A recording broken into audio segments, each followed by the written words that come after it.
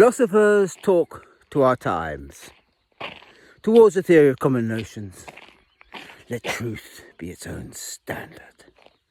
First of all, I better explain the glasses. I actually always wear glasses, but the other day I managed to, these broke, and I had to mend them with Yoo-hoo and not super glue. And a Yoo-hoo mend is much harder to take off. They do come off. It's just that stalk there doesn't fold up. So if I accidentally leave them on, I'm stuck with them on till the end of the walk because I can't fold them up and put them in my pocket, which is normally what I do. So today, one of the things I think I love best about Spinoza is the way he makes you scream and want to bang your head against a brick wall. Particularly when he says something is self-evident that really isn't that self-evident, and you're sitting there screaming, steady the buffs, Benedict. It really isn't that easy, you know? Now, the classic all-time one is, of course, parallelism. Understood as Leibniz understood it as probably most people in the 17th century understood it. Spinoza drives a bus through his very theory of parallelism. It's absolutely clear, if you understand it conventionally, that the attribute of thought has a totally different set of extensions to all the other attributes. Deleuze gets out of it by a very neat solution by talking about the power of thinking and as an objective power, which is actually a very reasonable solution and one that I built on because I think it is the only viable one. But Spinoza's very inability, apparently, to understand what is obvious to everybody else creates for me the wonderful philosophical challenge of Spinoza. How can you make something self-evident that clearly isn't? Another one is his remark from very early on in his philosophy, from the treatise of the amending of the intellect. Let truth is its own standard.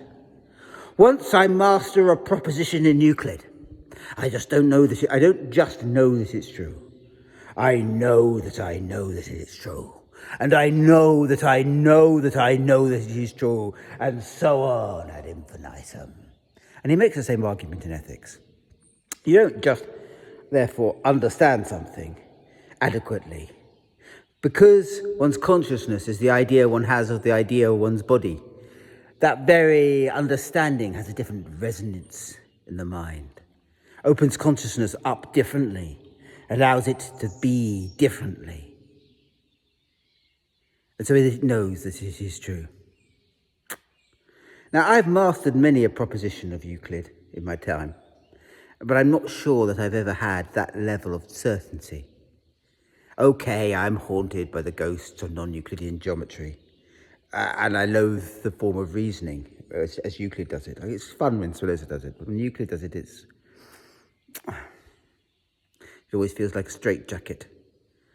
But it is true that one of the things I used to teach when I'm teaching GCSE maths or A-level maths is that if you lay out an answer right, and read it right, and do the right diagram, you will know that you've got it right. Oh, you will. You'll get an absolute revelation that you are doing it right. Now, you have to be careful, because with a certain sort of little delusionary Winnie the Pooh mathematicians at GCSE, they can delude themselves into thinking that they are right when they're not. So it's not totally, you will always know that you are right, because if you do, you might just be a narcissist. But if you're not a narcissist and you know that you are right, that the answer is right, that it kind of opens up, it is true that if you map out a true example in GCSE maths, it's got a certain symmetry, a certain beauty, and you'll really feel the idea living in your brain. So yeah, it does happen in maths. But Spinoza isn't making the argument about maths. By the time he's done ethics, common notions have moved on to far more closer to modern physics. And so he means it as a truth about actual external reality. Whether that external reality are common notions of the physical world that are open and obvious and immediately there. That's proposition, was it? I checked it, 38. 38? Probably 38, maybe 37, book 2. Or whether the ones that are much harder to form between fellow humans. You'll always have that stab of certainty. So what does it feel like? What on earth does that mean? What does it mean to look upon the world? And because I am bound by common notions with that world. My relations of motion of rest, I might say force and power. Relations of energy, although Spinoza doesn't use the words, being part of the attribute of extension. You always have common notions that you are absolutely certain about, even as you look upon the world and see trees and flowers and the rest. And what are they? Well, in a sense, you could just say that, well, they're the properties of hardness, softness, the qualities, then, or that the world has of heat and of light. Qualities that we kind of are taught its name when we're young and can work out an entire nexus for ourselves, just looking at the world, about how it is and the order of things, whether the wind makes the trees blow, or whether it's the trees moving makes the wind blow. All that sort of stuff, all those sort of deductions that you make when you're a child about how the world is. All of those that grow into the certainty of adulthood, that bake into an adult mind where you just know stuff. All of those are clearly common notions. I think I would go further, although it's going to again take us right to the lip of the third form of knowledge. But there's also a sense within which common notions are very akin at this level to what Hume will talk about when he is talking about the vivacity, the liveliness of ideas. Common notions is that knowledge then of something beyond ourselves, some underlying principle, some underlying rule in the vividness of the green beyond us that is different from how it exists just in our imagination. On the hardness of actual stone that's different from the idea of the stone as we imagine it in our brains. The actual reality of the thing and the imagination of the thing. That distinction. It is made in Spinoza on the level of the third type of knowledge, absolutely. But it is also on the second type of knowledge. The properties of the thing in the existence and the memory of the thing are clear and distinct. For however much, Spinoza will say, insofar as they exist in the imagination, they are the same. And that's common notions. And what's more, you know that it is true. And you know that it is true. You make unless you are mad or driven by fever, you don't really confuse your idea of the thing in the imagination for the thing. Now, Spinoza will say the imagination is confused, but he is actually saying far more than that. The imagination of the thing is as it exists within me. The reality of the thing is as it exists in the world itself, according to the third type of knowledge, but also as it exists in terms of its physical properties, how it actually exists. And I know that difference. I can feel that difference in my brain. Without any trouble. And without any need to have further empirical input. It would be one of the reasons that Spinoza would say that empiricism was such a flawed doctrine. Because within any empirical doctrine, within Berkeley, for instance, Berkeley has to say exactly that it's done by God. But Spinoza would say, well, it's kind of done by God, but it's done by common notions. The certainty comes from the fact that you are part of the world. And most of our lives, most of the properties of things, and everything that actually hurts us, as well as everything that helps us, is caught up in levels of certainty that are defined by the attribute of extension, the attribute we live in, the sense that we are, and caught up in a world full of properties who we understand perfectly well. All right. If one accepts then, and I think it's reasonable to say, that common notions are caught up within the reality of common notions at their most kind of base level. The base level common notion is caught up with understanding the world as something external and real to myself, and my consciousness immediately understanding that and always treating that world as if it was, because it does. If that is a common notion, a set of deductions that I can make, that's one thing. But much harder is, of course, the common notions you form when you are thinking about your fellow humans. Now, Spinoza doesn't really say it. He says it by all of ethics, he says it. And he almost says nothing else. But he doesn't formally say that common notions formed between human beings who are often torn by contrary affects are rather complicated. Oh, on the abstract, and the example he gives that you can form a state and we can all form a government, and isn't that fine? That's fine, that's easy. But the actual sort of common notions that really matter, that aren't just the creatures of reason, the day-to-day common notions you form with your fellow humans, the principles, feeding the certainty within those principles, that's much harder. It's genuinely harder. Remember, you're looking for that kind of iron certainty, the iron certainty that makes you know that the world actually exists and is different from your own perceptions of it. And why is it harder then? Well, it's harder.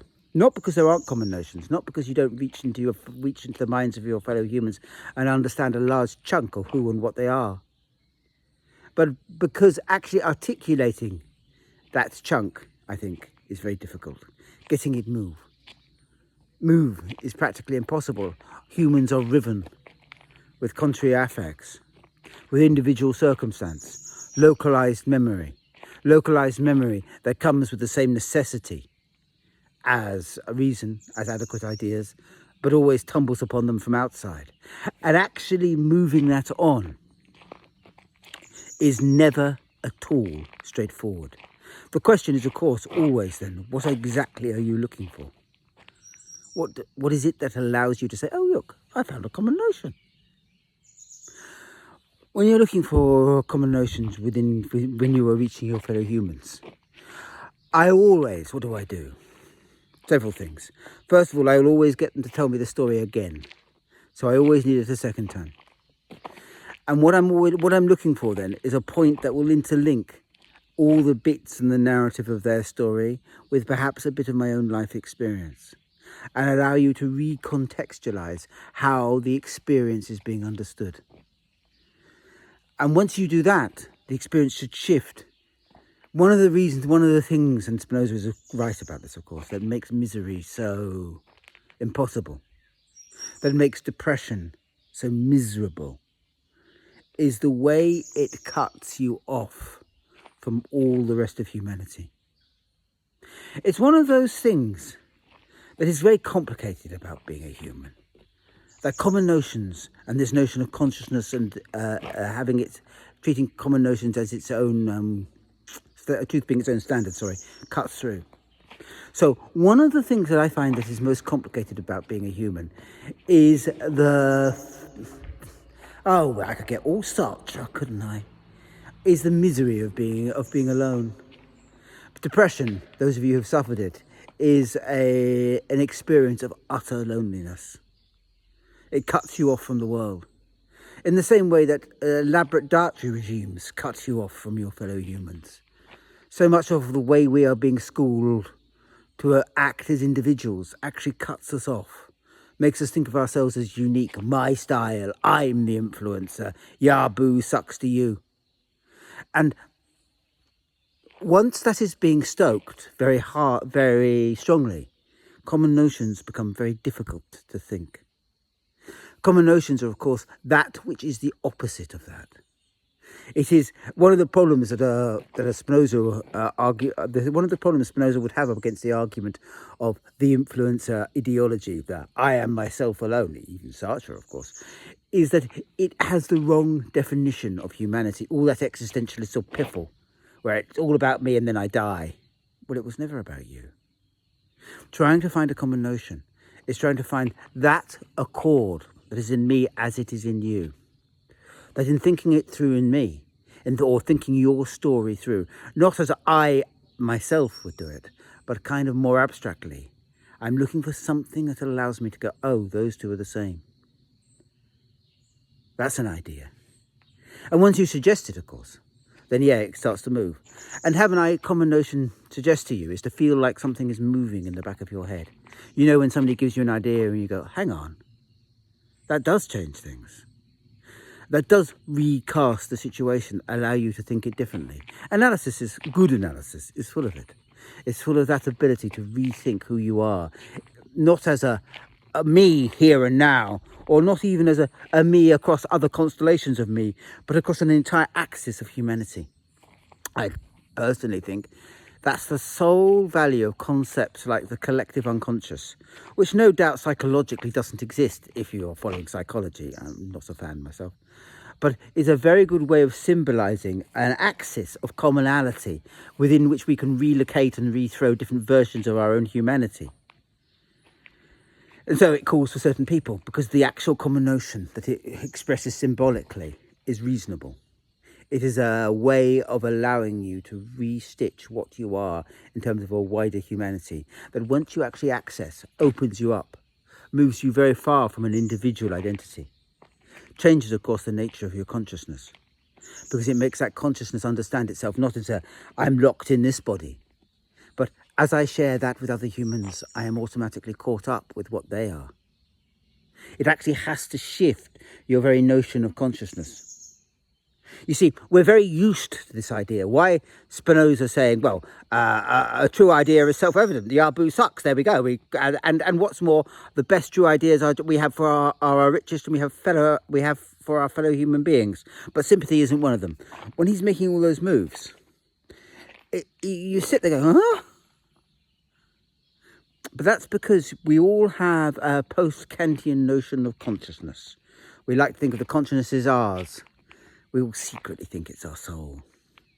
And some of us have a desperate desire to hope that it's what exists in heaven. And all the rest of the body, all that rubbish, that can just go. We'll just be that bit of consciousness.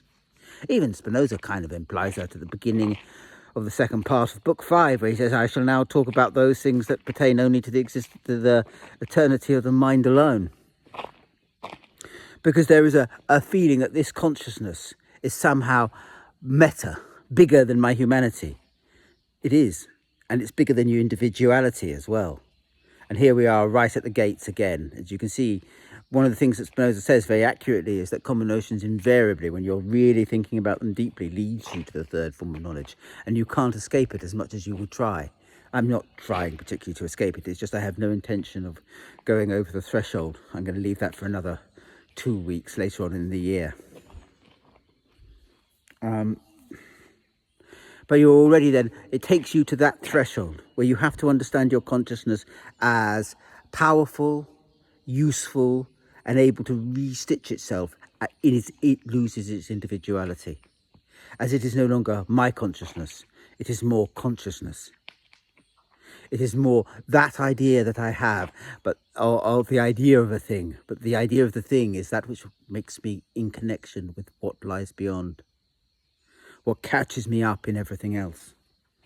And so he directly challenges every notion of individuality. Actually, he directly challenges the normal way that passions are working, because passions are all working about the survival of the self. And of course, you have to understand that Spinoza is not making a selfless act here. And that's the other thing that most post-Christian, but really post-religious versions of reality will want to say that the opposite of individuality is martyrdom. If you are sacrificing your individuality, you're becoming a martyr. But Spinoza would say, no, you're not. You're becoming truly alive. Not because you're sacrificing anything, because pain is never good. If you are reaching into your fellow humans' minds through forming common notions, you are changing who you are, but you are not losing sight that you are. You only do it as you wish to exist. This is not martyrdom. And that's the next idea that makes it so very remarkable. And I don't know whether I bang my head against the brick wall for that. I think I get terribly excited with that. The idea that a common notion must always then allow you to reach into others, but in a positive way, in a way that gives both of you joy. That starts to feel remarkable. You go, well, I hope it's true. And therefore it then becomes a game of finding them. And of course, they're everywhere. Everywhere it is plausible to reach others, if only you can find how to do it.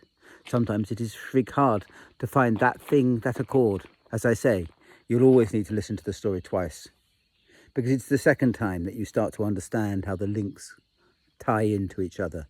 It's in that repetition. Not in the repetition of the same, but as you hear the slight differences in the story, the slight nuances, you start to be able to make common notions, be able to understand how they are, what it means in the wider context of humanity. At least that's my experience. And once you make them, they start to move. They're always beset by inadequate ideas that then bubble up and become even more powerful through the common notion. And so keeping it alive is always difficult. But they're there, and your consciousness will see them. Whether it really gets a stab of, oh, I know that bit's true, I don't know. My own personal experiences, it does get a bit of that, but then consciousness gets itself very easily confused with its own particular identity, its own conatas, its own will to be. We've been trained to be like that. We've been trained to be souls, you see. And so it often will get lost again, because the entire press of its own way it tends to understand humanity gets in the way.